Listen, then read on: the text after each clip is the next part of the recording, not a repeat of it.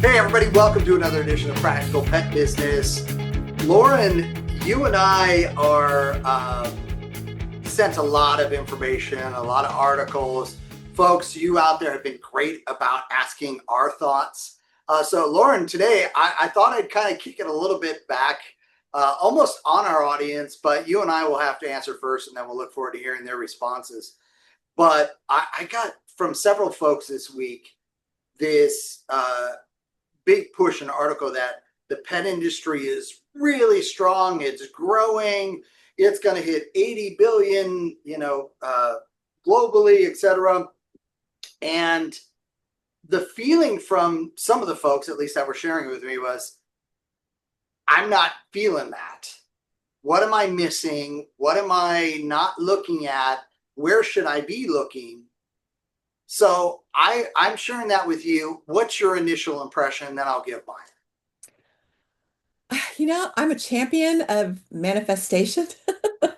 So, let's hope that by saying it over and over and over that we make that the case. But I know when you and I were talking about bringing this to a podcast, it was like, really? Because we just attended more than a couple of conferences and trade shows, and that's overwhelmingly the opposite of what we're hearing. I want that to be the case. I want it to be just booming. It's not booming right now. Holding steady would be good. I'd go for that. But I don't even know that that's the case. We've seen enough hesitancy and caution on the part of the consumers that I just I'd be good with not losing ground. Yeah, Do I think that booming is in the future? God, I hope so. I want it to get back to what it was 10 years ago, or it's like, holy cow. I mean, there wasn't anything you could do wrong, right? It's just right. everything you did was just, yeah, yeah, that's great. Yeah, I want that. The consumers were all in. And whether that is, I think it's a combination of things. I think it's a combination of it isn't the world it was pre-pandemic. Um, that changed everything. And costs is through the roof. And then there's the tariffs and the fees and shipping issues and competition and, you know, um, pocketbooks are being hit hard on the part of the consumers and, every step along the way in the industry. So I think that I want that, but I don't think that's the reality. I know even when the vet conference I just came from, um, everybody's cautious. They're cautious. It was interesting that I've been to the vet conferences a few times, and it was really interesting to me how many vets this time are no longer brick and mortar. They're mobile. They're offering services that are mobile. And if they're doing surgery, they have an agreement with a brick and mortar vet clinic to maybe do once a week or, however their schedule is set up. But I was shocked how many there were that just do mobile clinics. And I think that's indicative, right, of the changes that are happening because this isn't what it was 10 years ago. So I think that especially for people that have been in the business for a while, I think you can't just sit back and say, well, this is how I did it before. This is how I've always done it. It's now got to be a reset of how do I at least hold steady for now, until we get to the boom again, and not lose ground.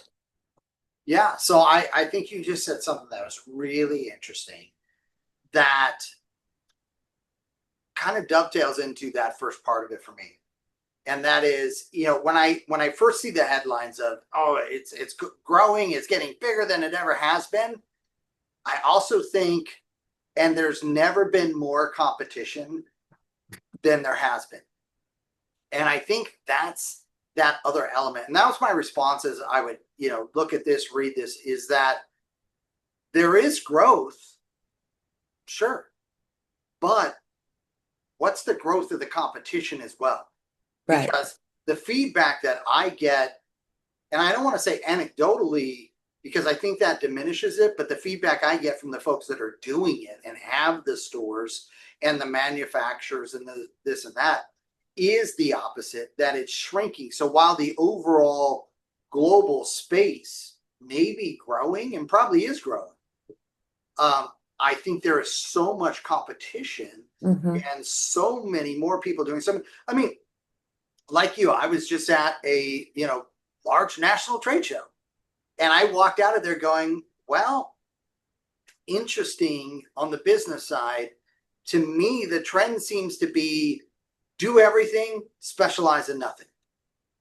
Because I just saw this proliferation of companies that I knew for one thing, and now all of a sudden, when I go visit them and see their booths and I talk to them, instead of really owning that space, they were talking to me about 10 things that they now also offered that really were not unique. What them having an involvement with them did not elevate it to any degree that made it, oh, that's a difference. I can see why you got into that. Other than, well, we just feel like folks would rather buy this from us than one of the other 47 white labels out there. And so when I'm looking at a bigger market, but much more competition, much more watered down, it's kind of that notion of, oh, wow, I see hundreds of toys were sold, but were they sold at the same price, which is what I love what you were just saying.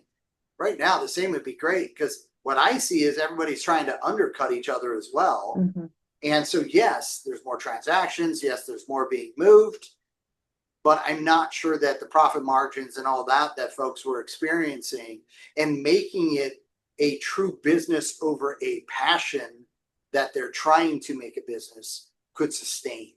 And I think Yeah. that's the when I looked at those numbers, that's what really jumped out at me initially. Well, it's the pie analogy. If you have a pie and you only have to cut it 6 ways, then you're going to have a bigger piece of the pie. But, here we are all this time later, we've got one pie and we're cutting it 100 different ways, and the little piece that you get, you're working just as hard to get it. You're doing all the things you did before, and just the piece of pie is much smaller because it's being spread around so much. So I really think, it's I again, I think that that's not realistic, that yay, the industry is bigger than it ever was. Yes. Yes, it is. Wish I could see that at, my cash register level. And people just aren't. So yeah, I see what you're saying. I think from the standpoint of how do I compete? While the market is still growing, I still feel like I'm shrinking.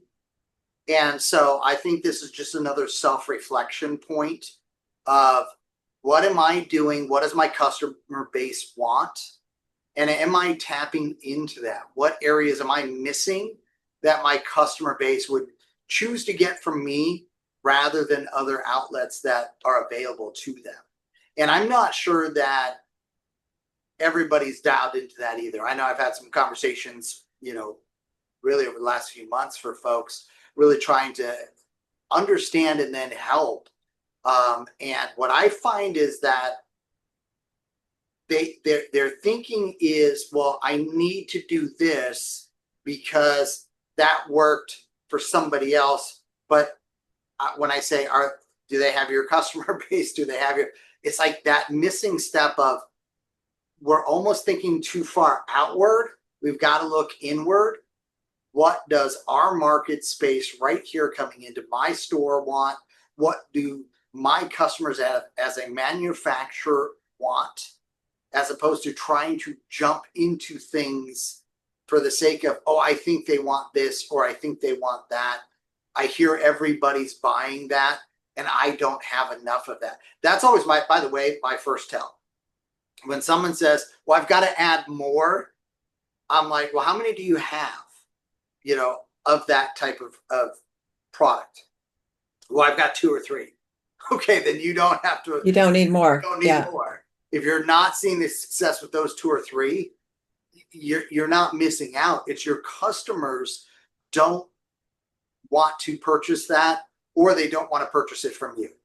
And sometimes that's a great, sign for you. Shift, move, free up that shelf space and get to something that they do want, and that you can sell.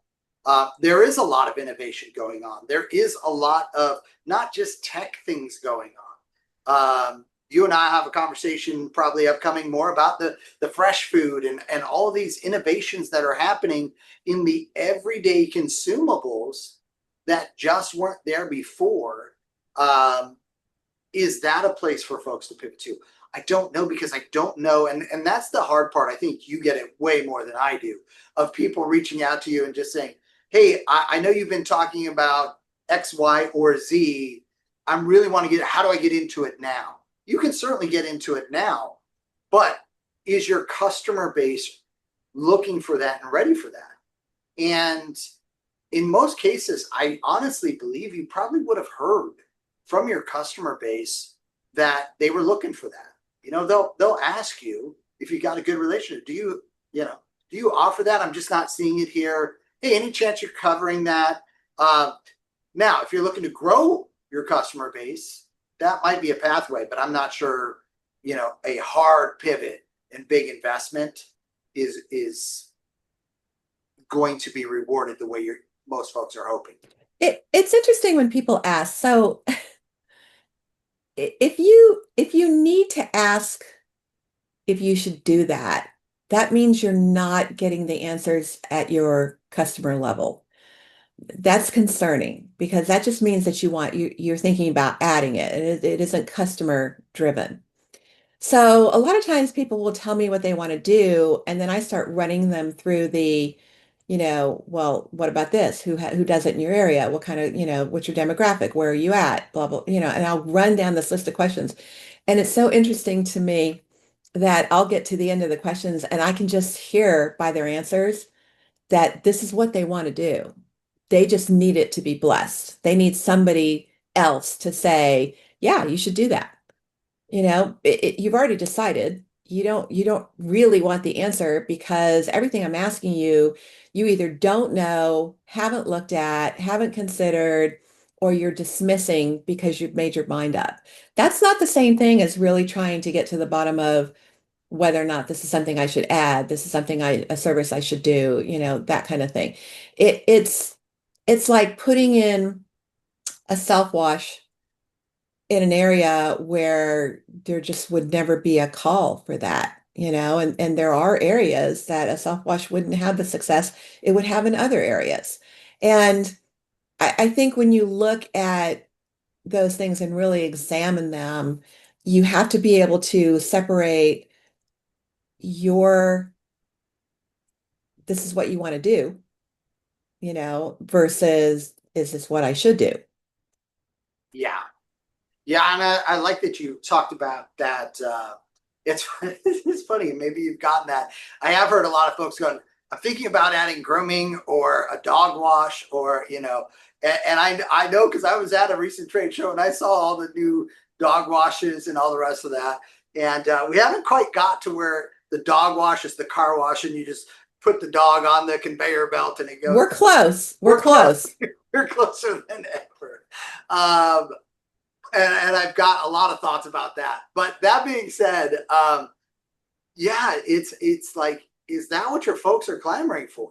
What's interesting, I am someone who uses the self pet wash on a regular basis. And the funny thing for me is there used to only be 2 in my big city that I live in here in Southern California. There is now, like, I think 10. Yeah. It's like crazy. And I still go to the same one I've always went to. So those who thought, well, if I add, I'm going to pull a customer, they didn't pull me. And in part, because where I go already had it dialed in. They do the extra things. I can go in, take Bella um, in there, I can wash her, get her dry, all the rest of that. If I need her nails clipped right there, if I need the anal glands expressed, if I need the airs with the deep cleaning, all that. So it's like this hybrid, right? And I wasn't going to leave. So to your point of, if you've made your mind up, you better really understand it's not just that your competition has something that you don't have. How are they approaching Right. what they have?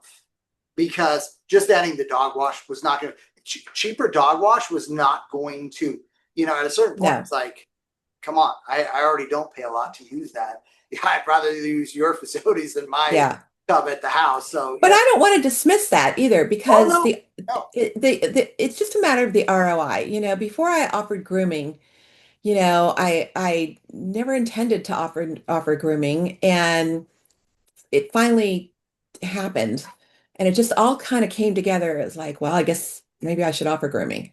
And, got a groomer, and it exploded, but it was customers already coming that, oh, it's a one stop now.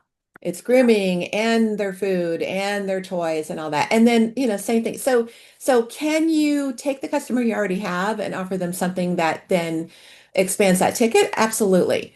Um, can you get other customers, from other facilities for one reason or another? Absolutely. But you have to really know what you have to do your due diligence, because that ROI, you've got to be realistic about it. And that ROI, there's a difference between it coming in 6 months and coming in 5 years. Yeah. Well, and another one that I like, and I've shared this so many times with different folks, is the doggy daycares that I used to go to and take all my dogs to over the years.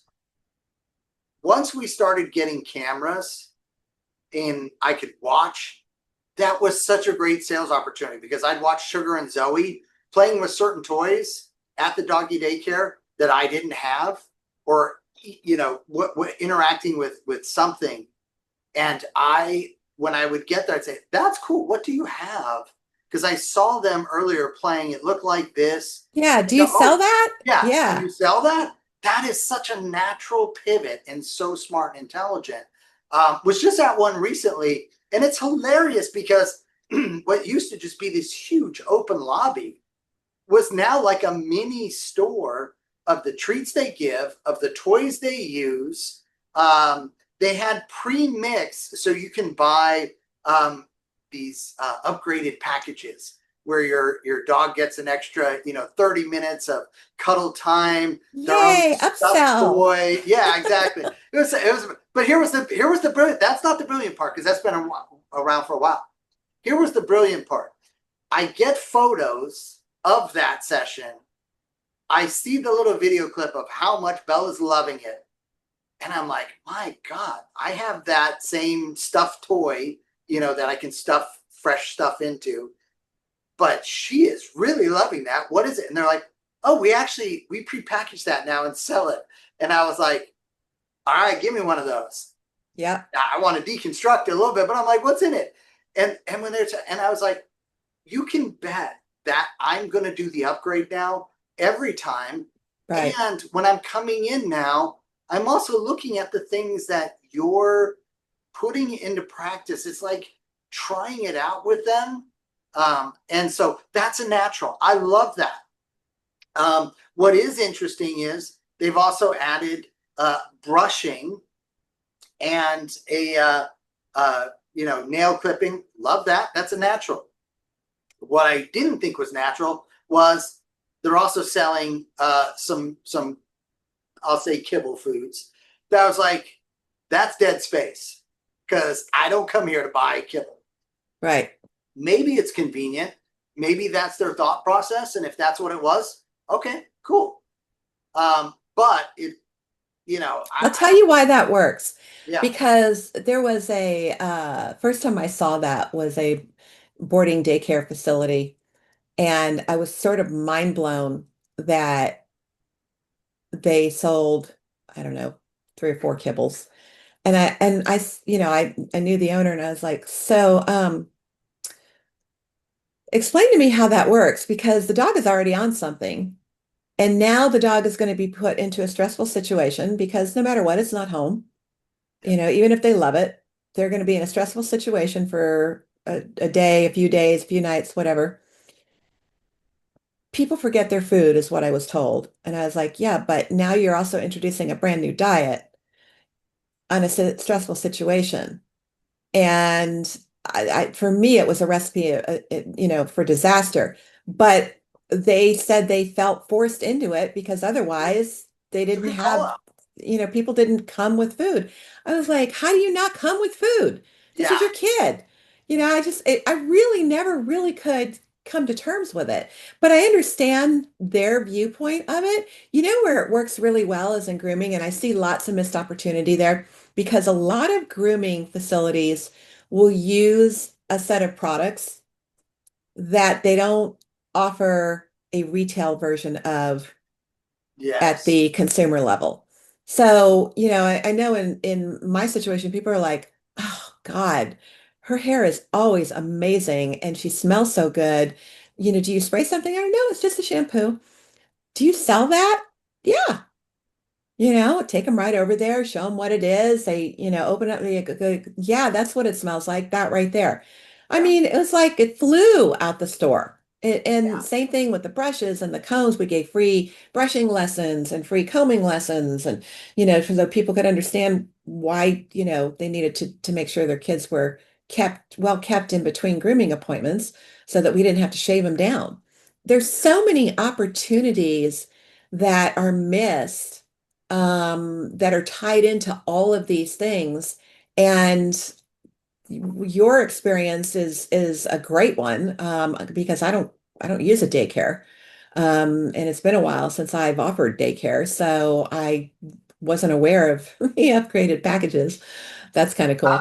I'm covering Bella's ear right now because I don't want her to know that I'm not treating her the same way you treat yours. She's writing her little list right now. Yeah, save me, But Lauren, save me.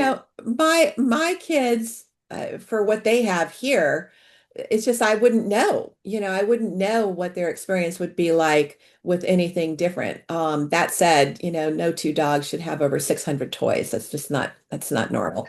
Um, but from a grooming standpoint, there's so many ways to tie things in that I think a lot of people are missing out on, and it just is all about a conversation. Yeah. Yeah, I like that. I like that. And maybe that's an idea for us for an upcoming episode. Yeah. Folks, we've thrown a lot at you. Um, let us know what you want us to be talking about and sharing. Let us know if you're feeling the positive effects of the growth or if you're still trying to find your way and achieve a bigger growth for yourself as well. You can send us an email, practicalpetchat@gmail.com. As always, thanks for spending time with us. We know you've got a lot to do. We appreciate you. Good luck this week. Bye, everybody.